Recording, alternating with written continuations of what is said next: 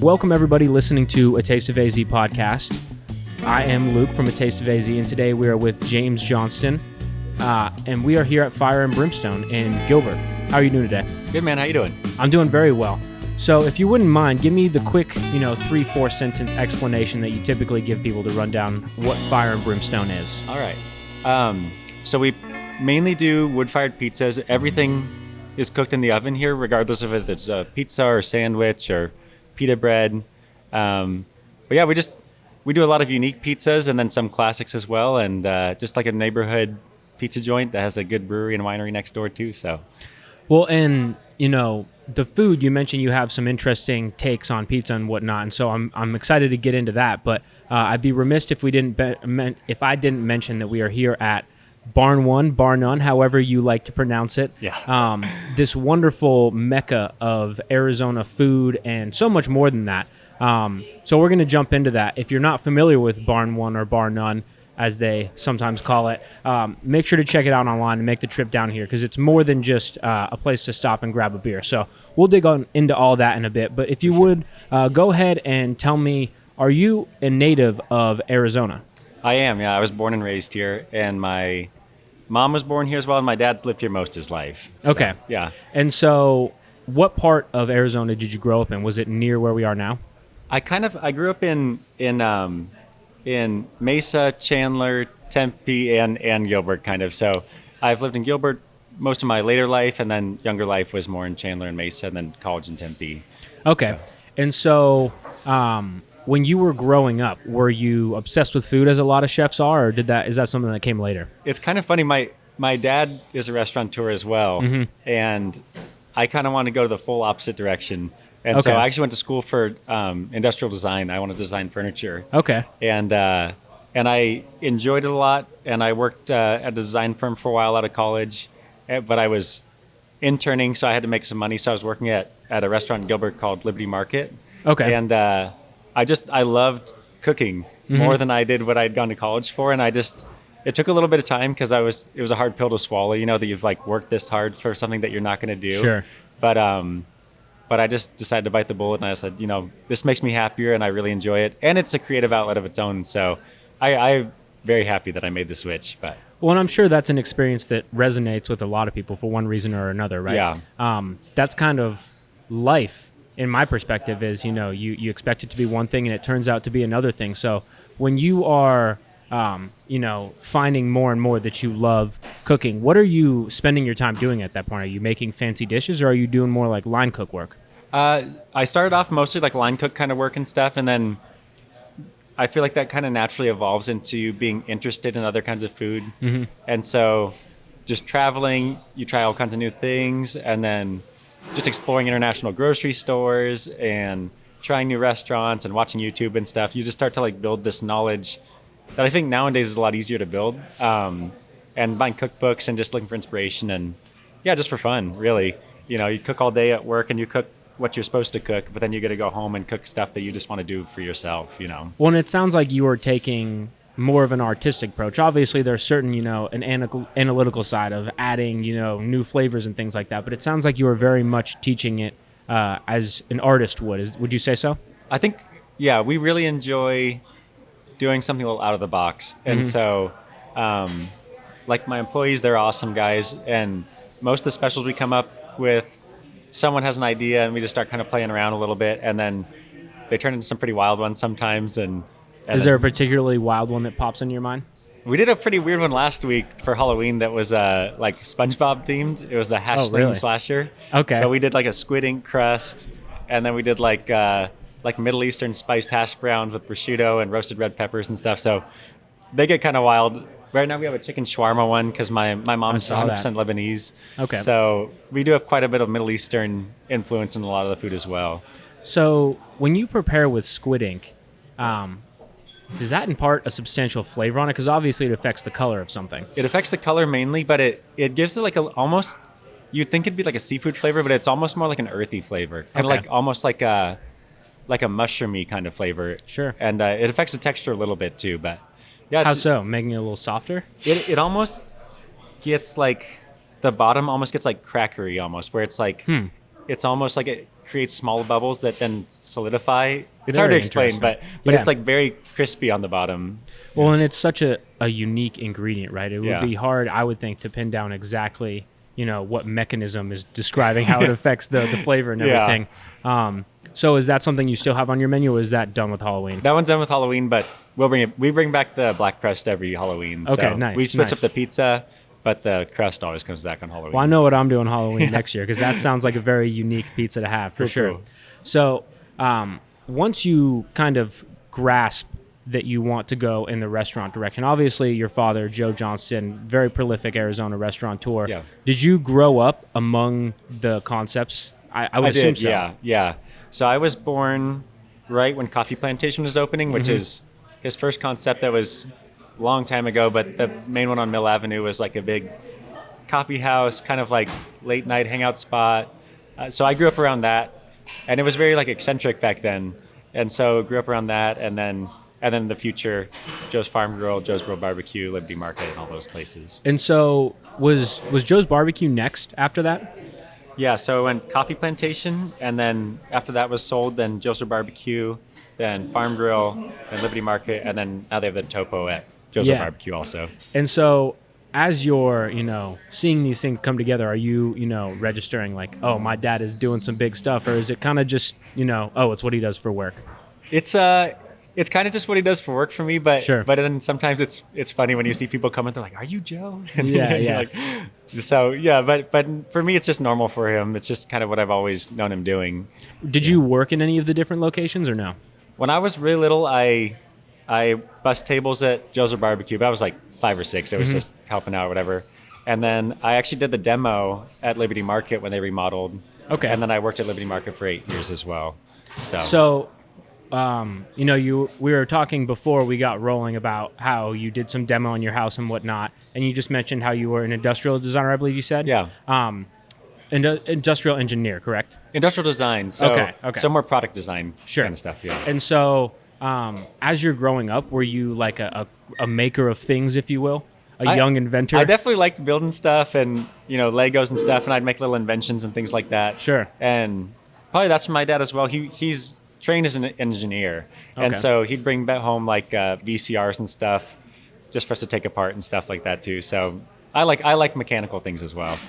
When you look back at your childhood relationship with your father, does it revolve more around like the restaurants, or like you were saying, was that just kind of work, or were you building things together and that had been a big impact? Mostly he was really good at keeping work kind of at work. And I have a son now with my wife, and then we have a baby girl coming soon, and I try and do the same thing there too, where it's like Sure. I work really hard, and obviously I have some work I have to do at home, and I'm getting called by employees and stuff, but I try and keep it pretty separate. And my son loves coming here to visit and stuff too. He's only 2, but he likes to see the fire and everything Sure. and stuff. So Well, I don't remember the exact name, but there's, what is it, Joe's Machine Co.? Is that the oh name yeah, for it? so Johnston Machine Co.'s right down there, Johnston Machine Co. Okay. and they mainly specialize in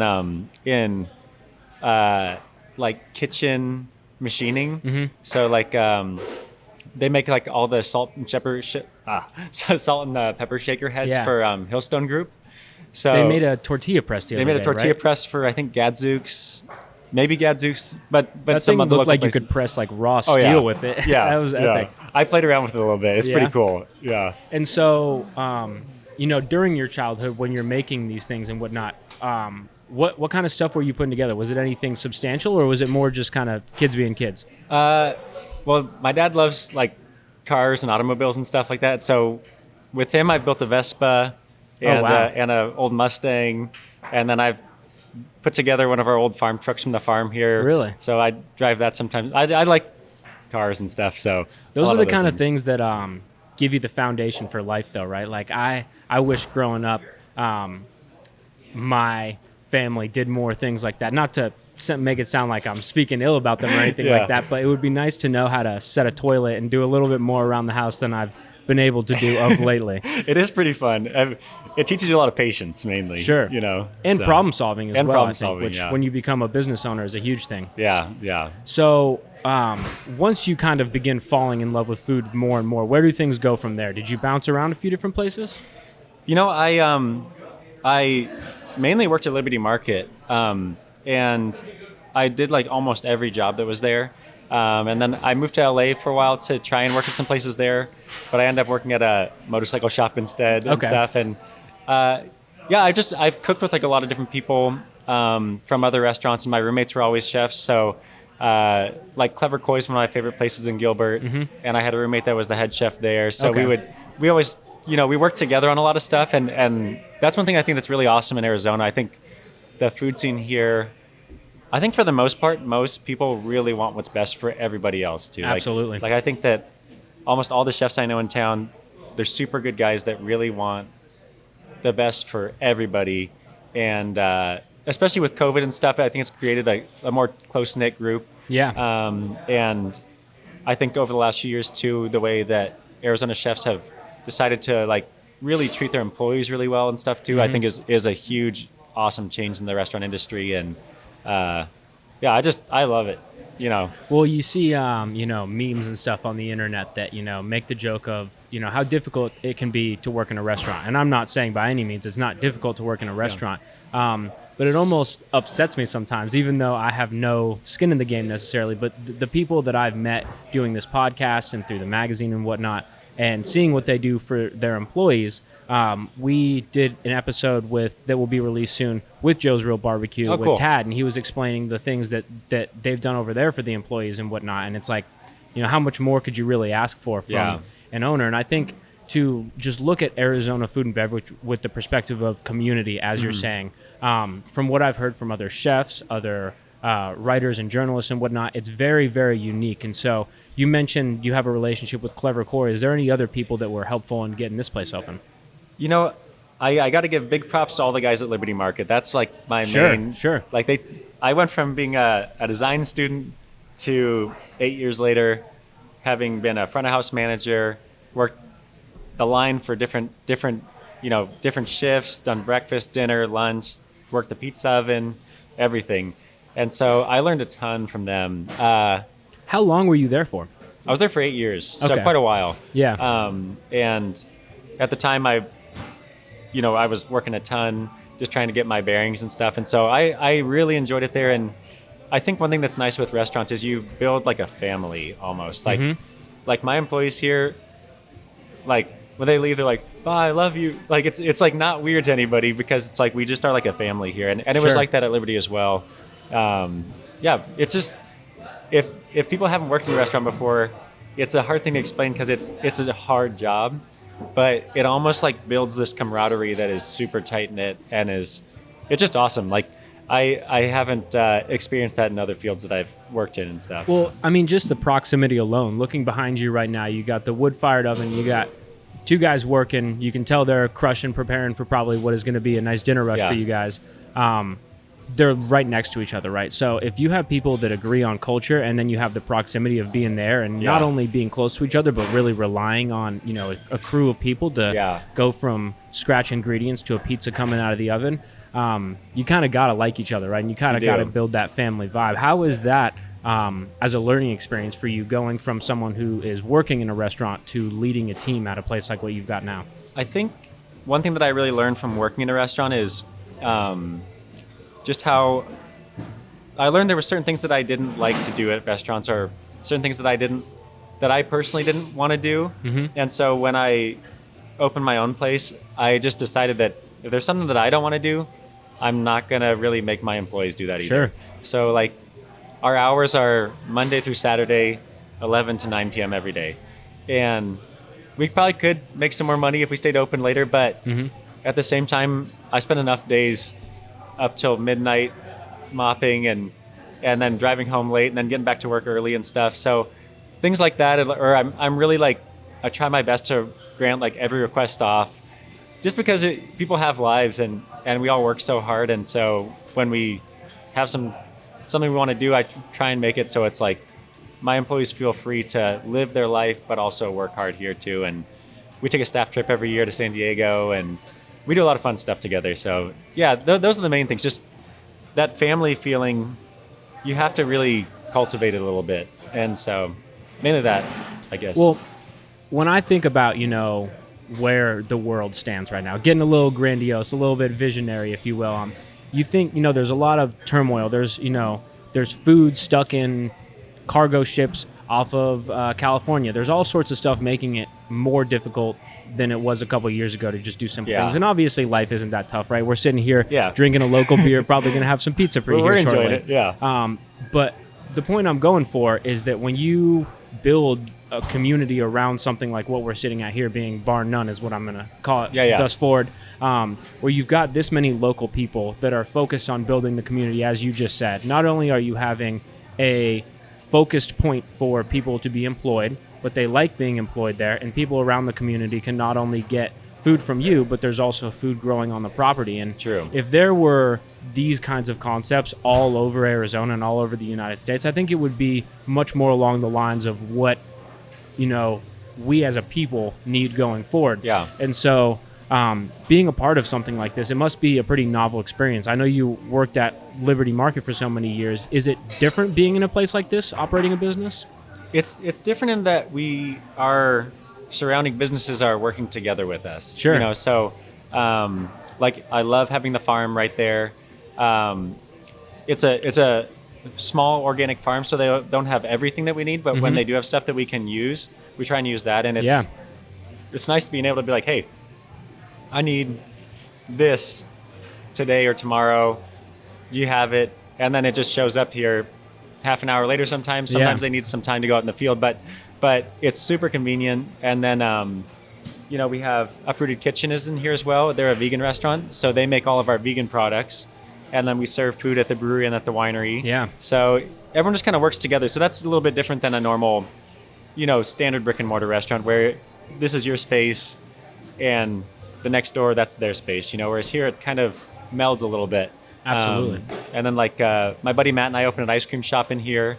And so we use the ice cream when we do the pizza cookie things and stuff. So just try and work together with everybody. It's really fun, and it's got its challenges, but it also has tons of benefits. So yeah, well, I think that's you use the word that it all melds together, right? And there's obviously a distinction between 12 West space over here and your space, but at the same time, you cracked open a 12 West beer, and for a consumer coming here, that makes it pretty exciting because you can get a beer, you can get a pizza, and then you can walk over and get a glass of wine and kind of round your night out. And since it's a farm and since it's so intentionally designed here, it's beautiful. Every part of the place is beautiful. That's obviously a component that makes this place very unique, because if it was just more of a garage looking and industrial in a negative way, it wouldn't have such an inviting vibe. But the way this place is built out, and you've got your space in and of itself is very beautiful. It's very inviting. And so how much of a role did you personally play in developing the look of your station here at Bar None? So I worked with a architect named Jack DeBartolo, who's done quite a few really awesome designs here in Arizona. But as far as the interior design, it's almost all me. But yeah, it's just interesting. So we designed it very clean at first, but then it's kind of become more cluttered over the years and added more funky things. But we have customers that come that want to bring stuff, and I have employees that bring stuff in, and so it's just kind of like a fun mix of everybody's personalities. At the beginning, it was all stuff that I had, mainly from when I got married, that my wife didn't want in the house anymore. So I started off with that, and then it's just the collection's kind of grown into a bunch of random stuff. But hey, man, if you want an extra copy of the Arizona Beer Book that we can toss up there, let me know. We can put one up there. Sweet. And so you said you opened this place 5 years ago, I believe? 5 years ago in November, yeah. And so what date in November exactly do you recall? It's November 22nd is the year we celebrate the anniversary. It was a little bit sketchy opening because when I first opened this place, the intention was not to be a pizza restaurant, actually. Oh, really? So we did a soft opening. The whole Bar None project opened the same day, and we all did a soft opening. And my restaurant we're 750 square feet, the entire thing, including the kitchen, and we have 24 seats inside, 24 seats outside. Which are these communal tables? Yeah, community tables. And so I was mainly thinking this space when I designed the menu. And I'd cooked pizzas for years, so I wanted to do a wood-fired cookery kind of place. And so our original menu had, spatchcock chickens. It had whole trout. Oh, wow. It had all this stuff that once we got going and we did the soft opening, we realized with as many seats as we're actually serving with the brewery and the winery as well, it was an impossibility.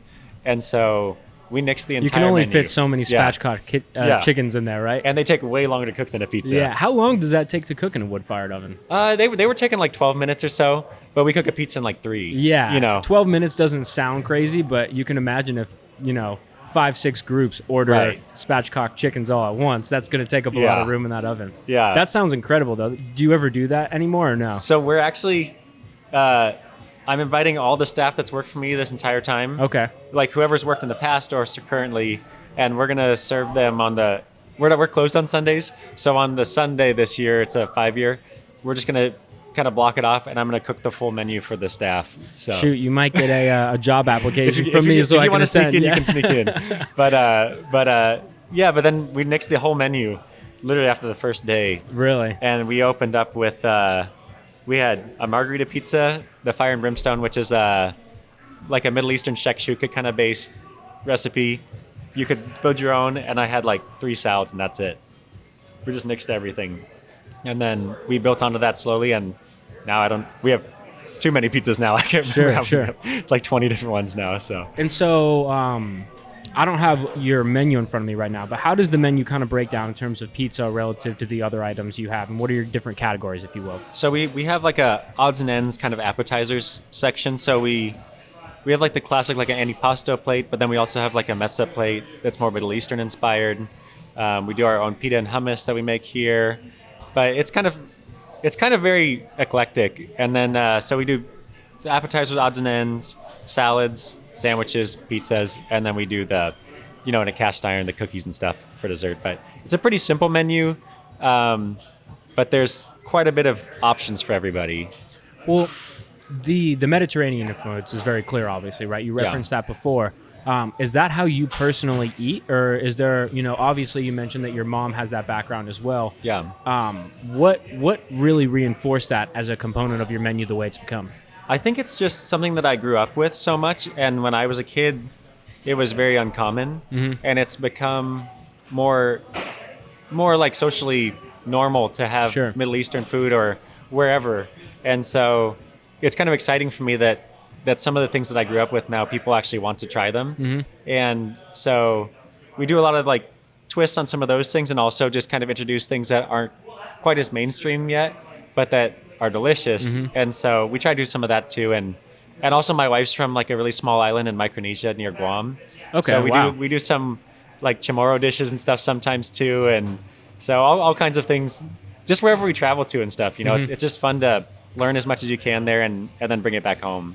The word Micronesia, I've never heard that before. What obviously refers to a specific area, but is there more explanation you can give me as to what that means? So it's a super small group of islands near the Philippines or Guam. That's it's protected by the United States after World War II. Okay. So so like they use dollar bills and stuff like that there, but it's very small and hard to get to. But it's a beautiful place, though. It's really cool. Sure. So she was here for nursing school, and that's how we met.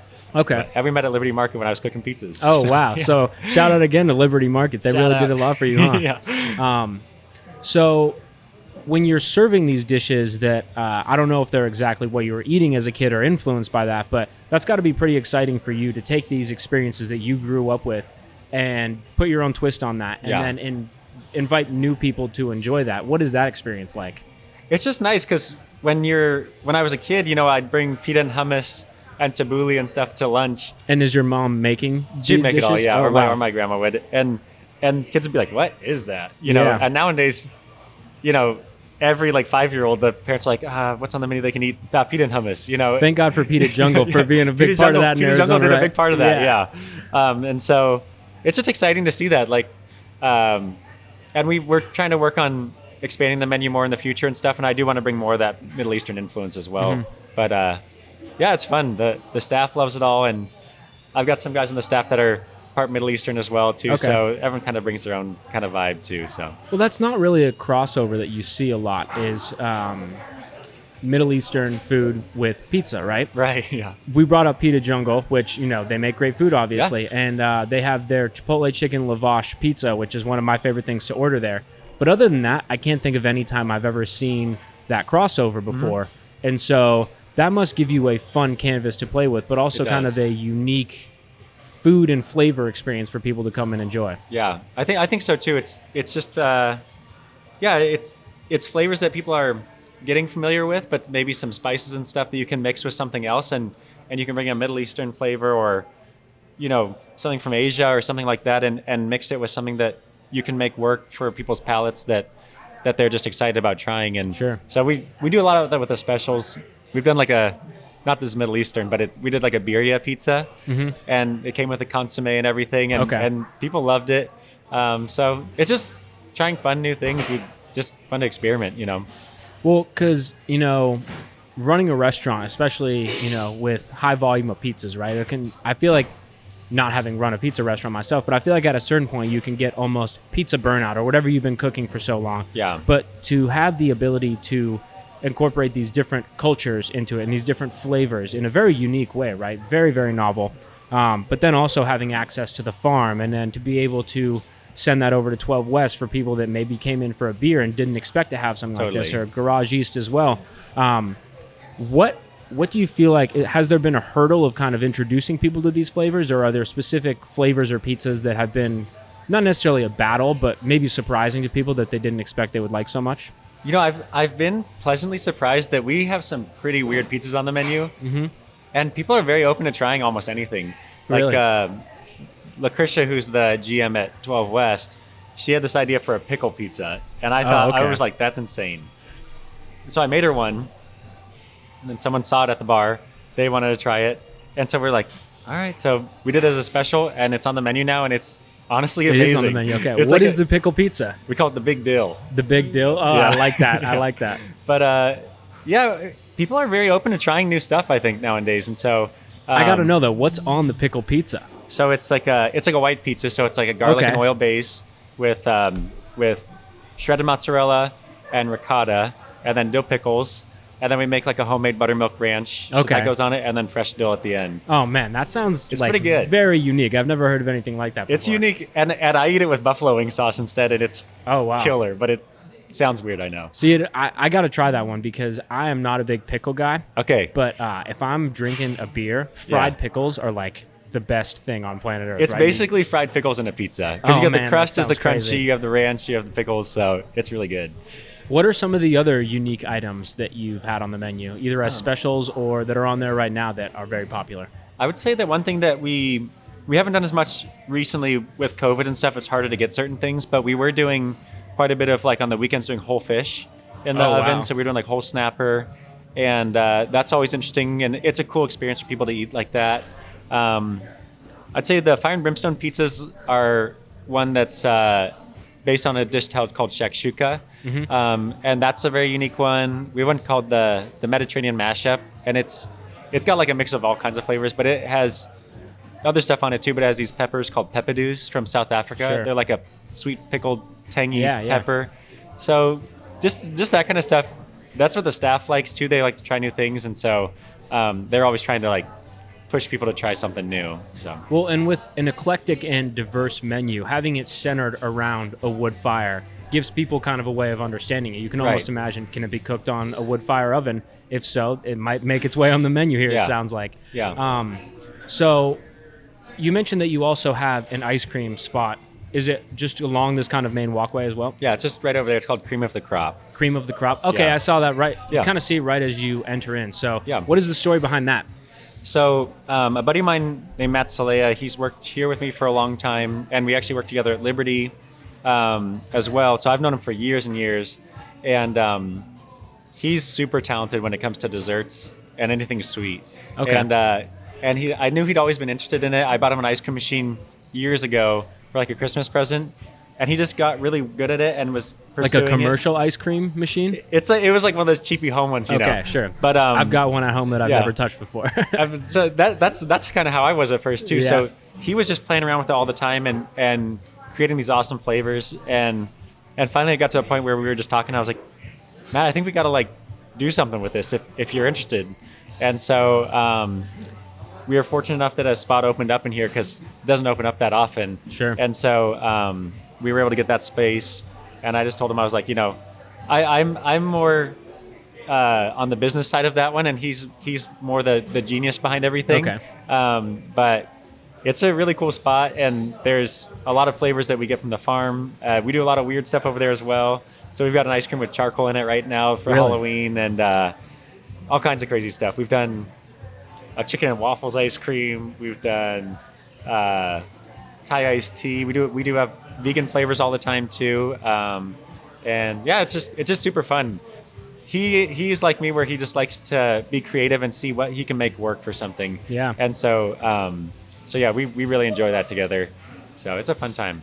So you opened this spot 5 years ago. It's now, not to say it's running smooth, but it's running, right? It's pushing itself along. Maybe it is running smooth. Maybe that's how you would describe it. But then you make the decision to open up a second business that is food and beverage focused, or food focused, but very much not wood fired. In fact, the exact opposite, right? Polar opposite. So what is the journey like for you, going from someone who worked in a restaurant to opening your own restaurant concept, to now shifting from the person who's probably wearing many, many different hats of, the creative side, but also the business side, and shifting into more of the evolving entrepreneur, having a second spot that you're more business focused on?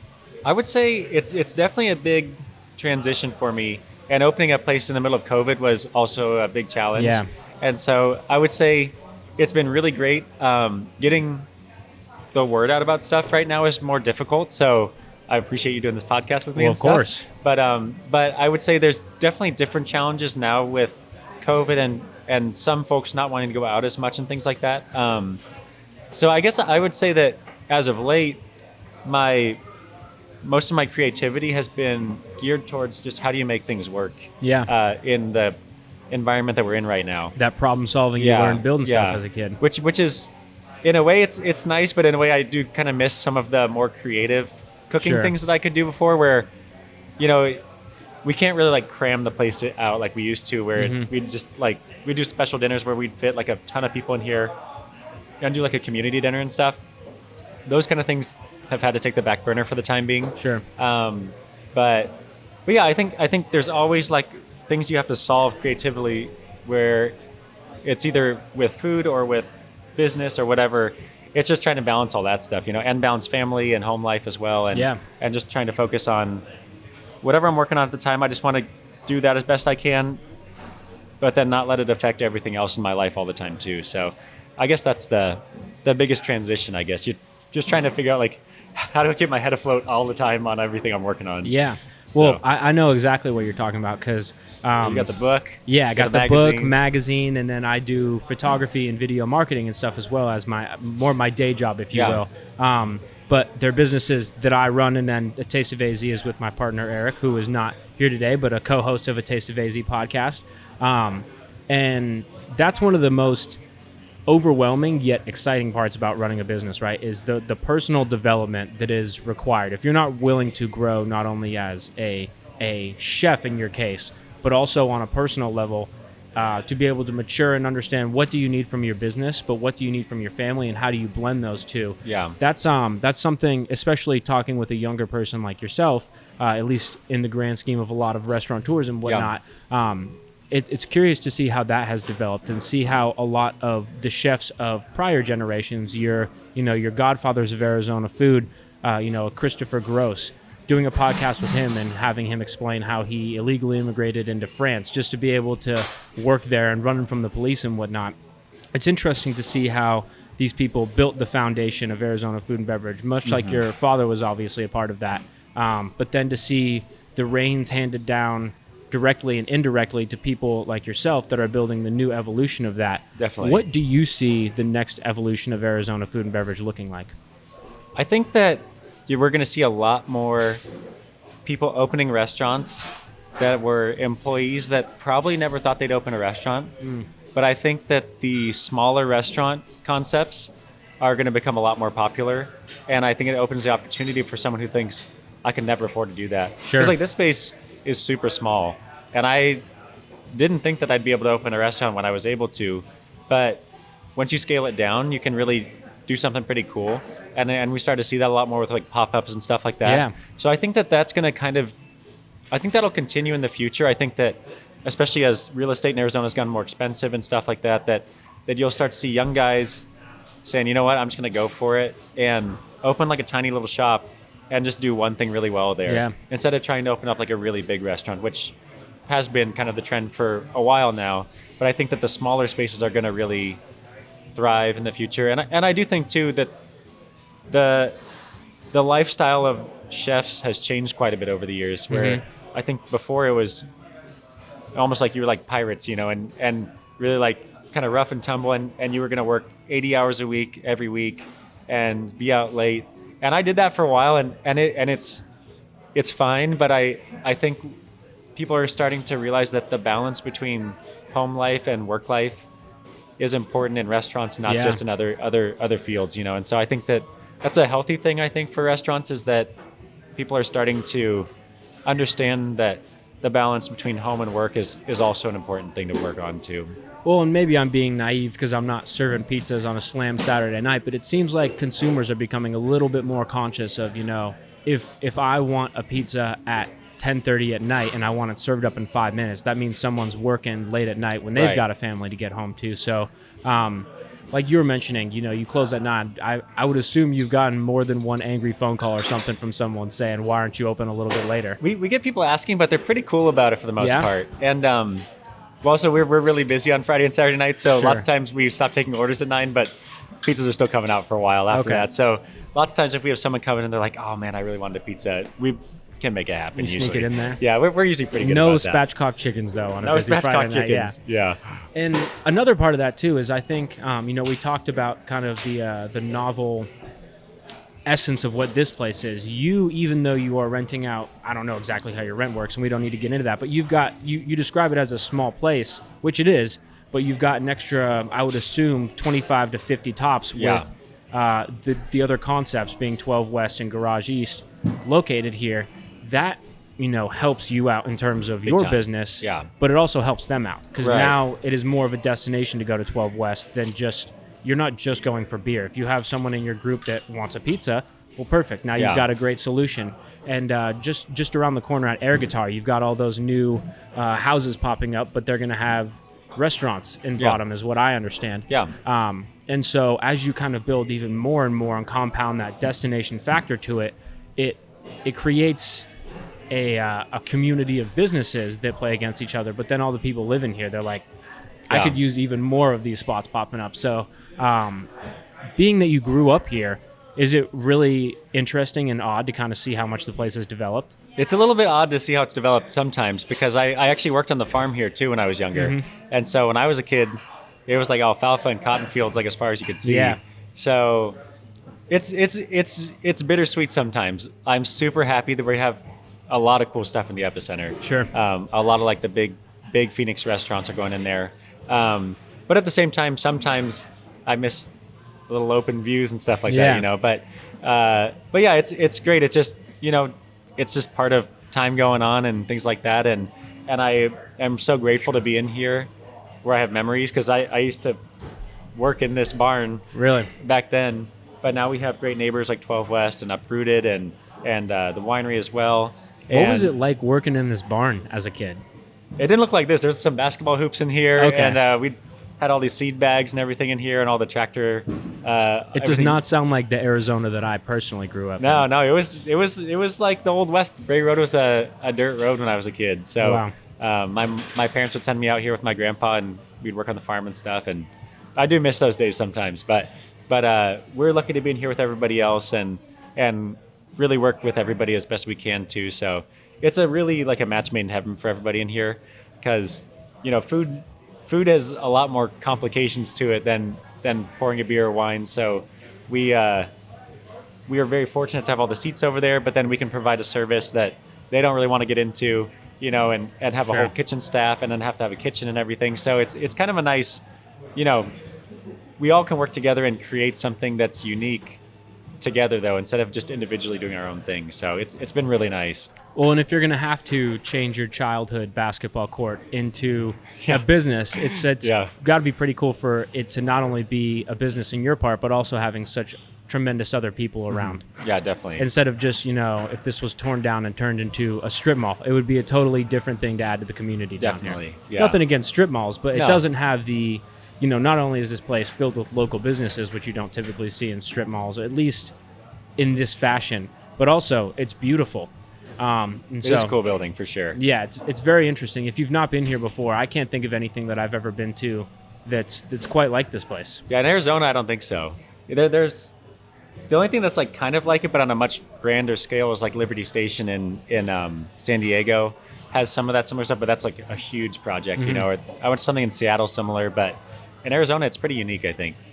Yeah, and so when this place was being built out, that was about 5 years ago, right? Yeah. Were you involved in that process, or? A little bit. I was a little bit. My dad was really good at that, and then Jack DeBartolo did the design for the whole thing as well. So most of this was actually original, though. A lot of it, okay, like everything, all the glulam beams and all that stuff is original. And actually, one interesting design choice that they made was when we first opened, there was no insulation at all, and it was hot in here for the first year.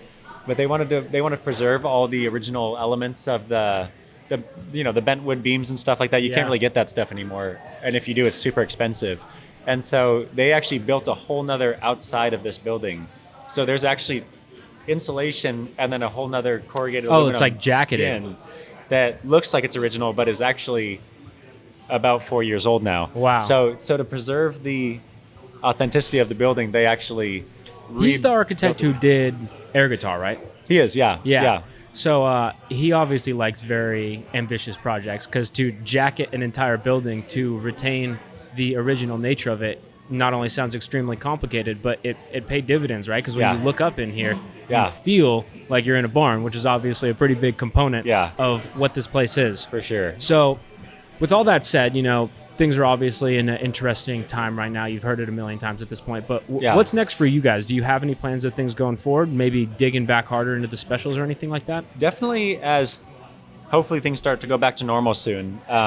For sure, more the community dinner sort of things where it's like a, by reservation only, set menu kind of stuff. We definitely want to get more into that. Just kind of like getting people to, like, once we're able to, Sure. I'm just excited for the time when it's been a lot of turmoil in the world lately and stuff. I just love watching people enjoy themselves, enjoy food, and enjoy the people next to them. That's why the tables are like this and stuff. And so I would be super stoked just to be able to see people enjoying themselves and not have to worry about getting sick and things like that. That'll be a great day when that can happen again someday. Well, so I tell you what, I doubt there's any shortage of people on the wait list to get back into one of those. But when it does come around, you let me know, I'll get that first ticket from you. For sure. Well, unless there's anything else you'd like to share with people or let people know, of course, everyone follow Fire and Brimstone on social media, visit their website, come get a pizza, get a whole fish on special if they've got it, all that stuff. But other than that, is there anything else you want to share? I would just say thank you for letting me come on this. And not really. I mean, I would just say that any restaurateur knows this, but I owe everything to my staff and to my family for being patient with me and for allowing me to pursue something like this. So I owe everything to these guys, and everybody should try out Cream of the Crop too. It is really good ice cream, all homemade, and that's our new thing. So they're just trying to get that really rolling here too. So no, those are the main things, but thank you so much for having me on here. I really enjoyed it. Yeah, of course. An important message and perspective to send it off with of, caring about your staff like that. And don't forget about the ice cream once you get your pizza. Don't stock too much on the pizza. Get a box and grab some ice cream to go home with you. Yeah. Thanks so much, man. It was a pleasure. Man. Nice to meet you.